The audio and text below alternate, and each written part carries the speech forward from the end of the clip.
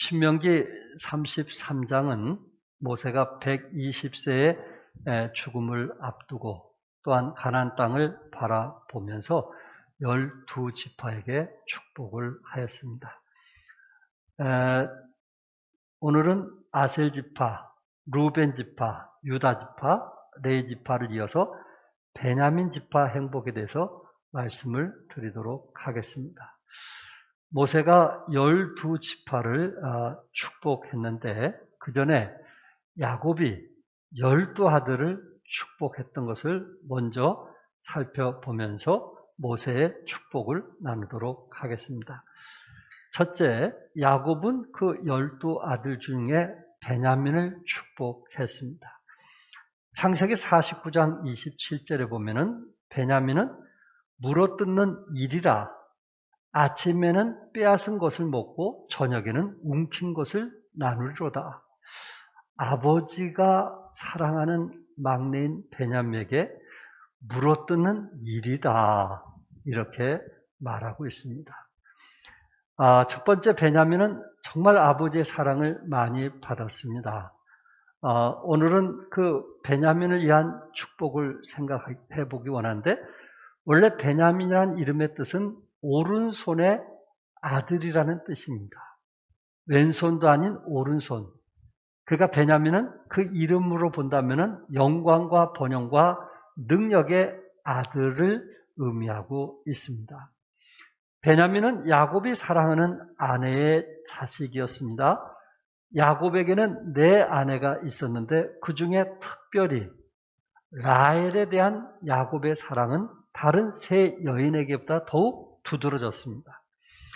사실 외삼촌 라반의 집에서 어떤 어려움도 마다하고 열심히 외삼촌의 가게를 도운 것은 바로 라헬에 대한 뜨거운 사랑과 진념 때문이었습니다. 외삼촌 라반은 야곱을 20년 동안 머슴살이로 부리면서 품삯에 대해 변덕을 부렸다고 오직 하면은 야곱이 고백을 하는 것입니다. 창세기 31장 40절과 41절에 내가 이와 같이 낮에는 더위와 밤에는 추위를 무릅쓰고 밤낮으로 일했다는 거 아니겠어요? 눈 붙일 겨를도 없이 지냈나이다. 20년 동안 눈 붙일 겨를도 없이 지냈나이다. 내가 외삼촌의 집에 있는 이 20년 동안 외삼촌의 2딸을 위하여 14년, 외삼촌의 양떼를 위하여 6년을 외삼촌에게 봉사했거니와 외삼촌께서 내 품삯을 10번이나 바꾸셨으며 이러한 외삼촌도 있을까요? 참 이거는 집안 식구, 조카 관계보다는 죽도록 일하게 하는 모습에 불과했습니다. 그럼에도 불구하고 20년 동안 참고 견뎠던 것은 라헬이라는 여인을 얻기 위한 것이었습니다. 라헬을 통해서 요셉과 베냐민을 낳았는데 베냐민은 12형제 중에 막내입니다. 그러니 얼마나 사랑했겠어요. 이 부분을 아버지가 아들을 사랑했다는 것에 대해서 루벤 형제들이 기근으로 돈을 가지고 애굽에 쌀을 사기 위해서 갔습니다. 그곳에서 요셉을 만나게 되는데 요셉은 형들을 알아봤는데 형들은 동생인 것을 모른 거였어요. 그래서 요셉은 형들에게 묻습니다. 당신네들의 아버지는 어떻게 생활하냐고 물었어요. 그랬을 때 유다는 창세기 44장 20절에 이렇게 말했어요. 우리가 내주께 아뢰되 우리에게 아버지가 있으니 노인이요 또 그가 노년에 얻은 아들 청년이 있으니 노년에 얻은 아들 베냐민이죠. 청년이 있으니 그의 형은 죽고 그의 어머니가 남긴 것은 그뿐이므로 어머니가 마지막 남기고 가셨는데 바로 베냐민을 낳고 갔다는 거 아니겠어요? 그의 아버지가 자기 아버지가 그를 사랑하나이다. 어머니 라헬은 베냐민을 출산하면서 마지막 숨을 거두게 되었다고 유다는 말하고 있어요. 전혀 모르는 사람에게 베냐민은 태어날 때 어머니를 잃고 외롭게 자라게 되었다는 말이고요. 그리고 베냐민을 야곱의 곁에 두고 사랑하고 온종일 보호하면서 키웠다는 말이기도 합니다. 애미 없는 핏덩이 같은 베냐민을 아버지가 얼마나 애틋한 마음으로 애정을 주면서 사랑했는가 하는 것을 지금 누가 얘기하냐면은 유다가 그것도 애굽의 총리에게 말하고 있는 것입니다. 아버지는 지금 막내 아들에게 빠져가지고 아들하고 같이 살고 있다는 말입니다. 두 번째 베냐민은 오늘 말씀해 보니까 아버지가 아들에 대해서 축복할 때 뭐라고 했냐면은 싸우기를 좋아할 것이라고 그랬어요. 앞으로. 막내인데 막내 그렇게 애타게 사랑하고 함께 했던 그 막내에게 앞으로 어떻게 될 것을 예언했는데 물어뜯는 일이라고 표현을 했어요. 앞으로 이 베냐민은 물어뜯는 일이가 될 것이다. 야, 베냐민에게 그런 것이 있다니, 막내에게 이런 것이 있다니, 우리는 도저히 참 상상하기가 어렵습니다. 그런데 이 말씀을 이해하려면요, 사사기 3장 15절인데, 여러분 사사기는 어떤 말씀인지 아시죠? 왕이 없을 때 하나님께서 사사들을 불러서 나라를 구원하고 이스라엘 백성들을 지키도록 했던 것이 사사들 아니겠어요? 여러분이 아신 대로 삼손이나 또한 사무엘이나 기돈이나 이런 사람들이 그 당시 왕이 없을 때 나라를 하나님께서 부르시면 그때부터 나라를 구원하는 그런 일을 했던 사람이에요. 그런데 사사기 3장 15절에 이스라엘 자손이 여호와께 부르짖으며 여호와께서 그들을 위하여 한 구원자를 세웠으니 나라를 구원할 구원자를 세웠으니 그는 곧 베냐민 사람 게라의 아들 왼손잡이 에훗이라. 에훗. 이 에훗은 누구의 자손이었어요? 베냐민 후손이었단 말이에요. 그리고 게라의 아들, 그리고 왼손잡이였습니다. 사사시대 하나님께서 베냐민 지파의 에훗을 부르셨는데 에훗이 한 일이 뭐냐면은 그 당시 이스라엘 백성들이 왕이 없다 보니까는 이웃 나라에서 쳐들어오는 경우들이 많이 있어서 모압 나라에 이 공물을 바치는 해마다 공물을 바치게 되었는데 에훗이 사사가 된 후 에그론 왕에게 모압인 에그론 왕에게 공물을 바친다고 찾아가면서 그가 가진 칼로 그 왕을 죽이는 아주 무서운 후손인 것을 보게 됩니다. 이처럼 베냐민이 싸우기를 좋아했던 것처럼 그 베냐민 후손들, 자손들도 이렇게 싸우기를 좋아했습니다. 또한 베냐민은 기브아 사람들의 죄를 옹호해 주었어요. 그렇게 하면 안 되는데 기브아 사람은 이방인이기 때문에 오히려 형제들 간에 똘똘 뭉쳐야 되는데 이방인 편에 들어서 이스라엘 11지파와 싸우는 어리석은 일을 한 것이 베냐민입니다. 자기가 좀 싸움 잘한다고 그 순간 교만해서 형제들을 업신여기고 무시했던, 적어도 막내인데 막내의 지파들이 그런 일을 했다는 것입니다. 사사기 20장 13절과 14절에 보면 그런즉 이제 기브아 사람들 곧 불량배들을 우리에게 넘겨주어서 우리가 그들을 죽여 이스라엘 중에서 악을 제거하여 버리게 하라 하나 베냐민 자손이 그들의 형제 이스라엘 자손의 말을 듣지 않냐고 도리어 성읍들로부터 기브아에 모이고 나가서 이스라엘 자손과 싸우고자 하니라. 물론 베냐민과 베냐민 지파가 좀 더 호전적이고 전투적이고 참 이렇게 해서는 안 되는데 라는 것을 성경에서 말하고 있습니다. 그 레인이 결혼한 부인 중에 한 사람을 기브아 사람이 겁탈을 한 거예요. 이건 어떻게 보면 악한 행위 아니겠어요? 그러니까 레위 사람, 레위 지파니까 12지파가 똘똘 뭉쳐서 기브아 사람들을 쳐내야 되는데 이 일을 위해서 이스라엘 지파가 미스바에 모여서 회의를 하고 있을 때에 베냐민은 참석하지 않은 것입니다. 그리고 오히려 베냐민은 뭐라고 했냐면은 기브아 사람들과 함께 싸우겠다는 거예요. 베냐민 지파가 기브아 사람들과 함께 싸우겠다는 거예요.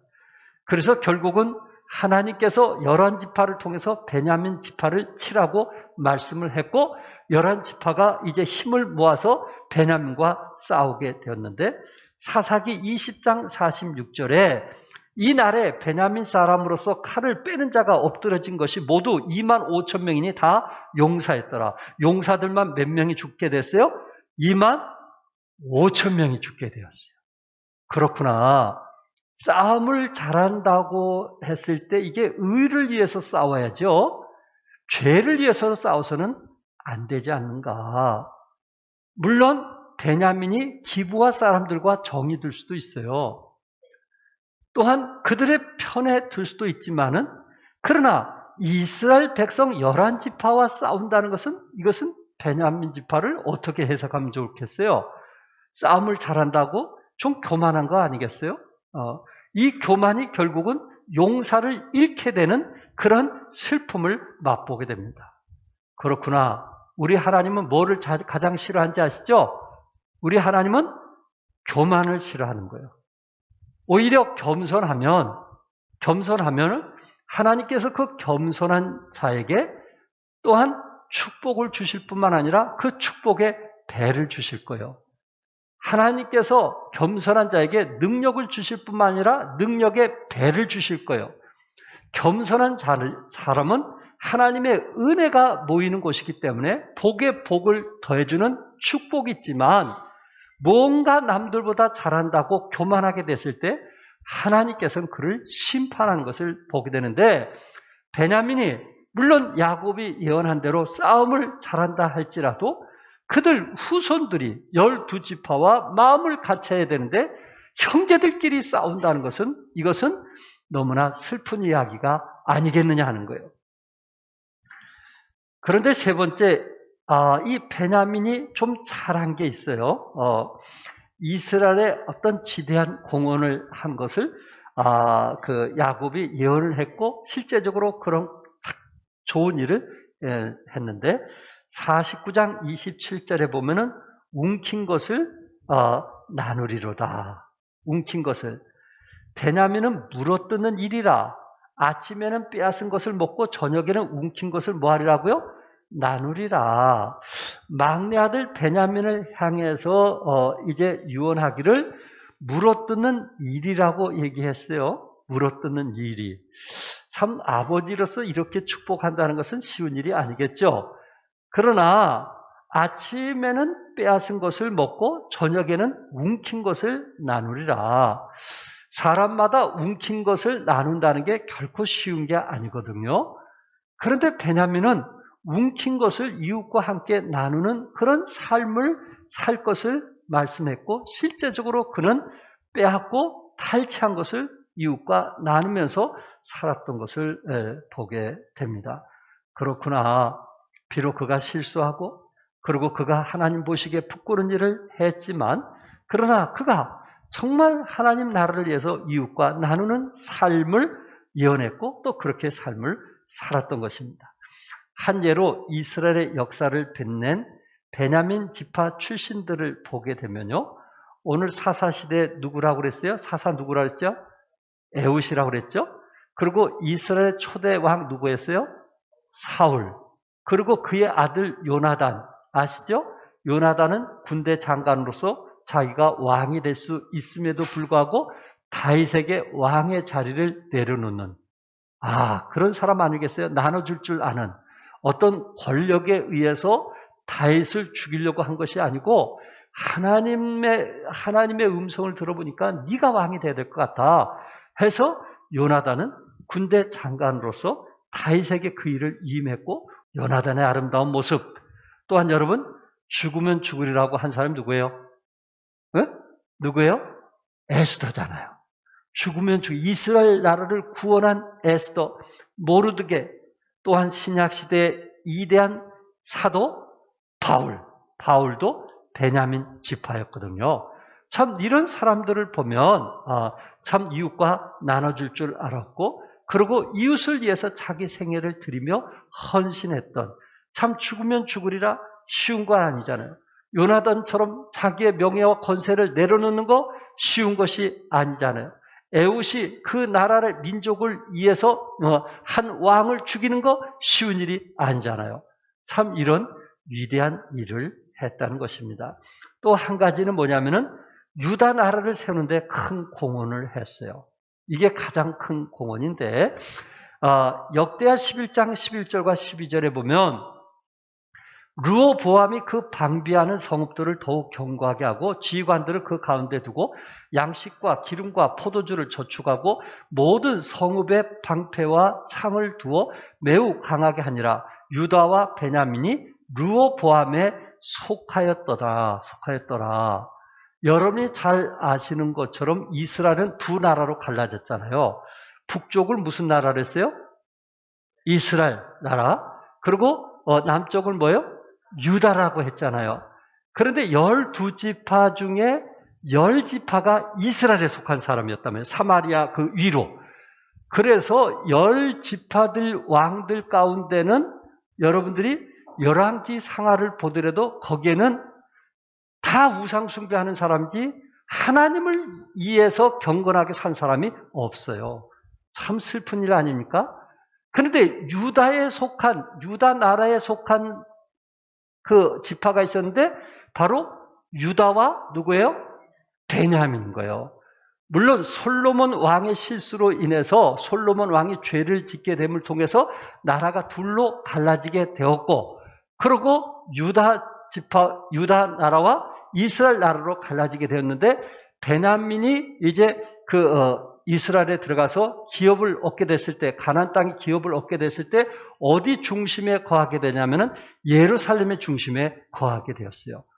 그러면서 두 나라로 나눠질 때에 10지파 다수 쪽으로 선택하기보다는 유다 지파와 함께했던 베냐민 지파를 여러분 기억하실 것입니다.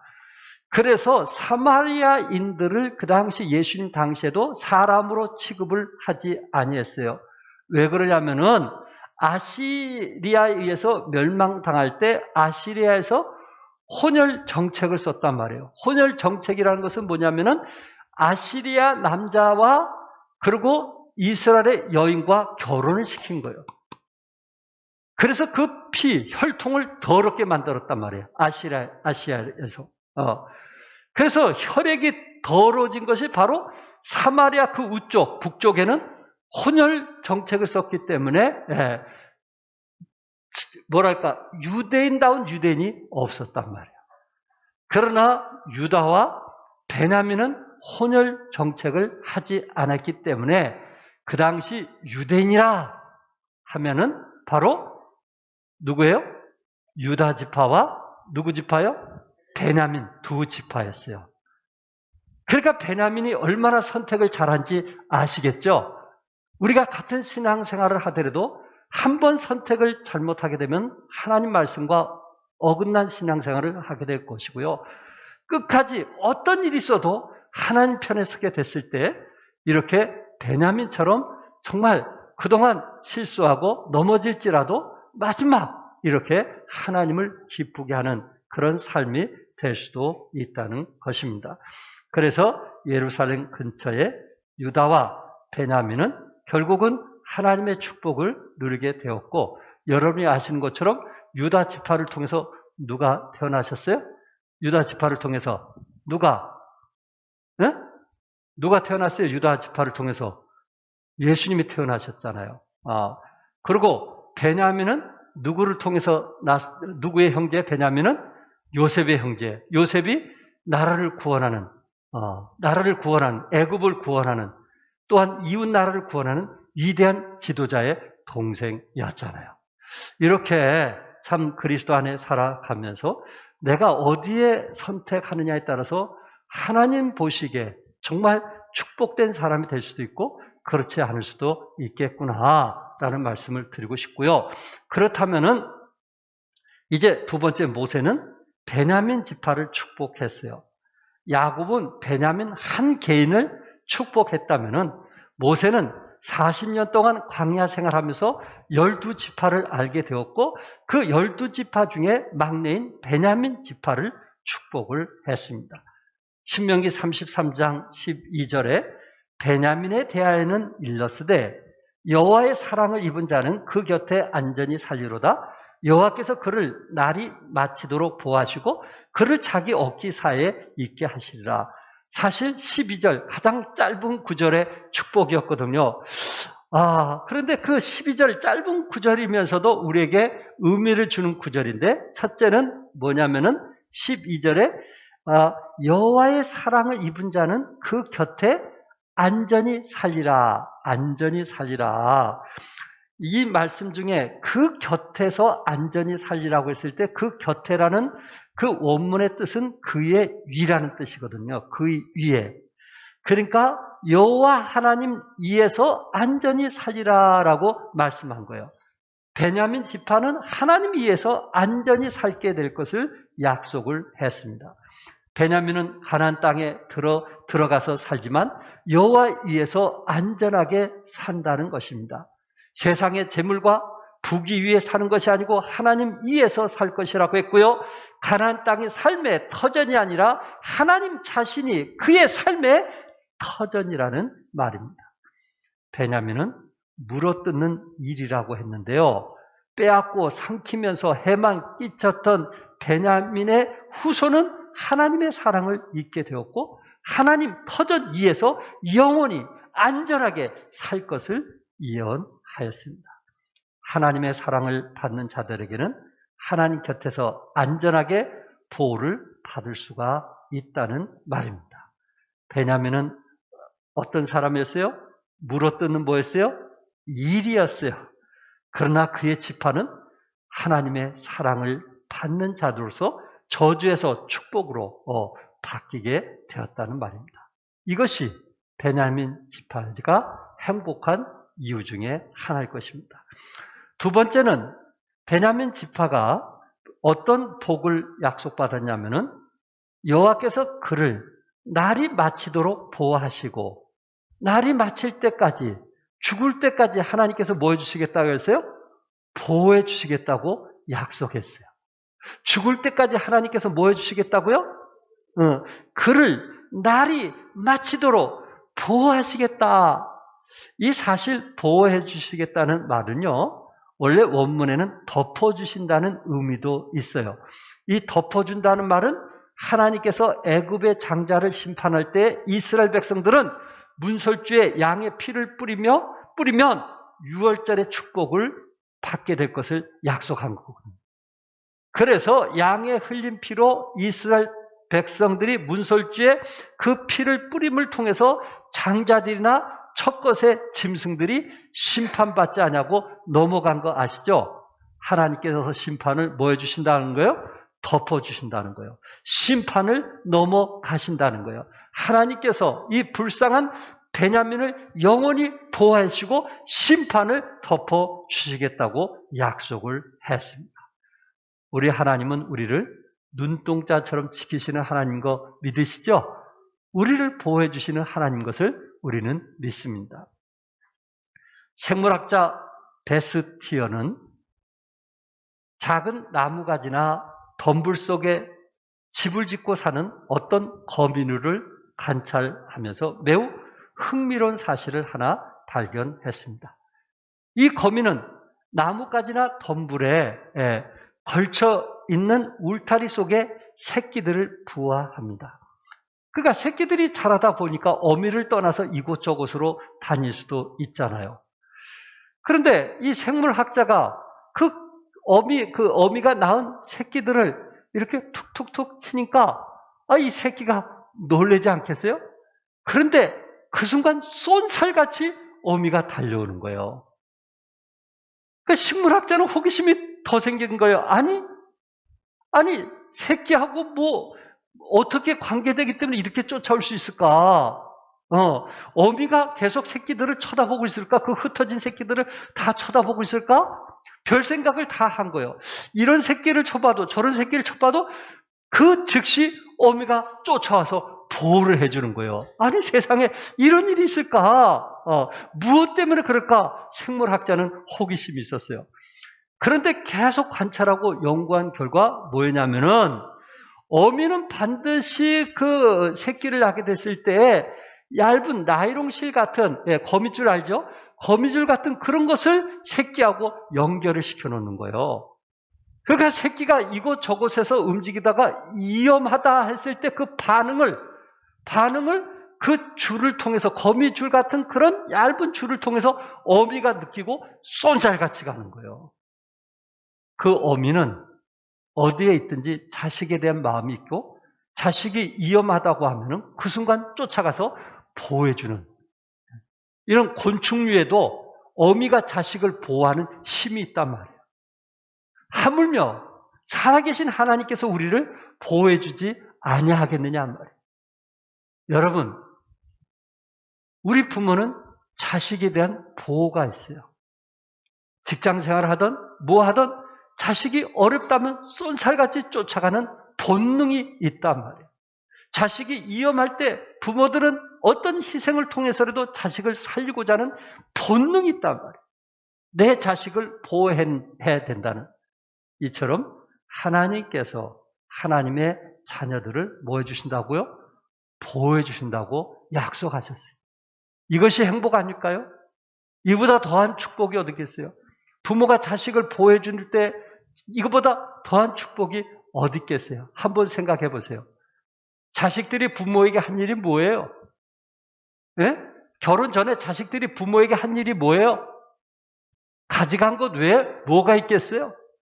달라는 것 외에 뭐가 있겠어요?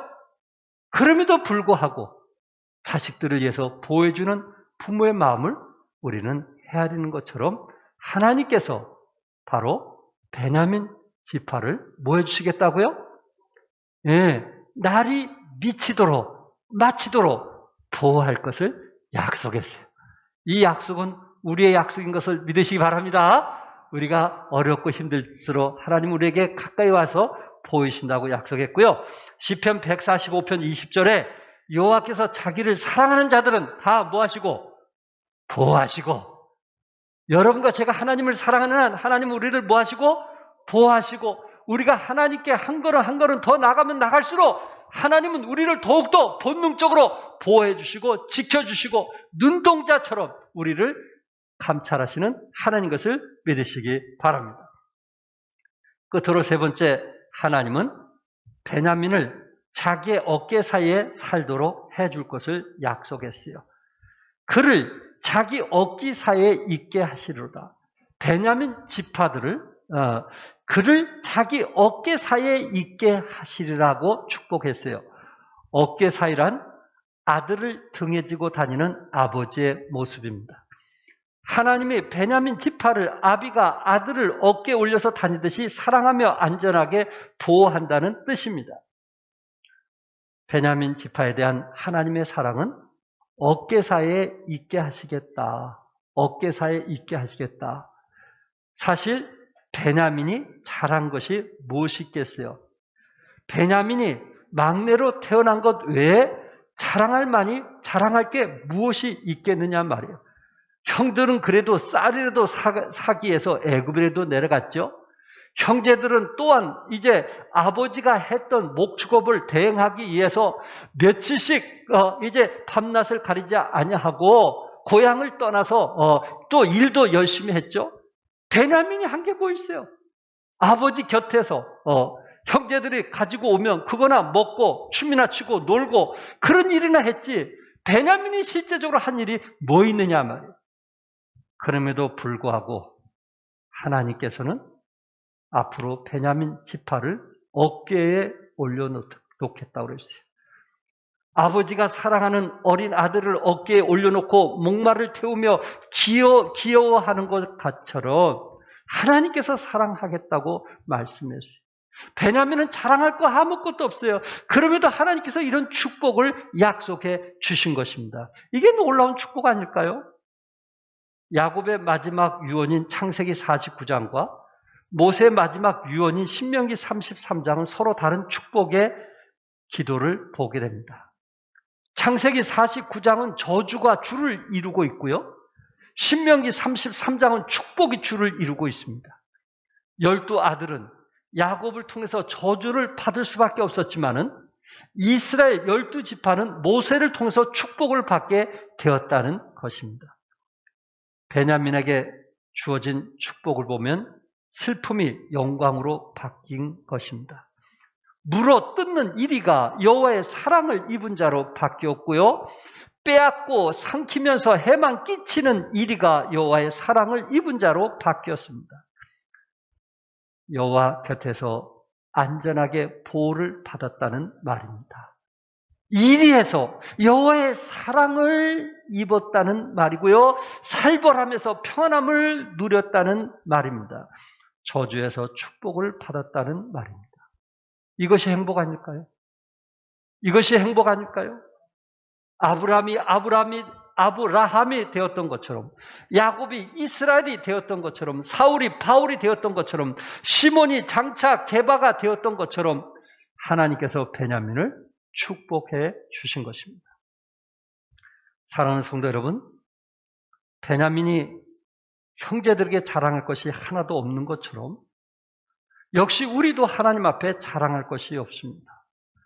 예수님께서 우리 죄를 위하여 죽으심으로 구원받은 하나님의 자녀가 된 것 외에는 우리는 자랑할 것이 사실 없습니다.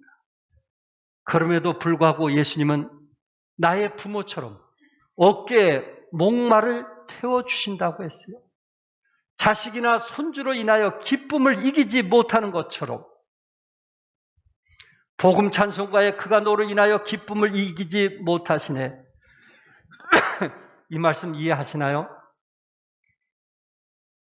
부모가 자식 때문에 기쁨을 이기지 못하는 거 이해하시나요? 이건 결혼한 사람만이 알 수 있지 않나요? 또한 할아버지, 할머니가 손주들 때문에 기쁨을 이기지 못하는 거, 이거는 손주를 본 사람만이 알 수 있지 않나요? 결혼하지 않는 사람은 정말 이것을 이해하기가 어려워요. 아니, 연애할 때면 또 그것을 이해할 수 있을 것 같아요. 그 사람으로 인해서 기쁨을 이기지 못하는 것. 이건 누구에 대한 정말 사랑이 있게 됐을 때 그 기쁨을 이기지 못하는 표현 아니겠어요? 스바냐 3장 17절에 너의 하나님 여호와가 너의 가운데 계시니 그는 구원을 베푸실 전능자이시라. 그가 너로 말미암아 기쁨을 이기지 못하시며 너를 잠잠히 사랑하시며 너로 말미암아 즐거이 부르며 기뻐하시리라 하리라. 하나님께서 우리로 인하여 기쁨을 이기지 못하시리라. 이게 우리 축복 아닐까요? 우리가 자랑할 것도 없는데, 하나님 앞에 특별한 것도 없는데, 단지 우리가 하나님의 자녀가 되었다는 그 사실 때문에 나로 인해서 기쁨을 이기지 못하는 그 하나님의 모습을 상상해보자 말이에요.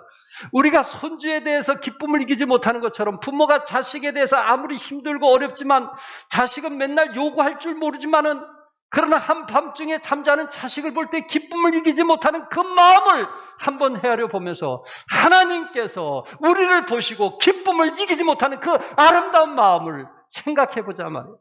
이것이 행복 아닐까요?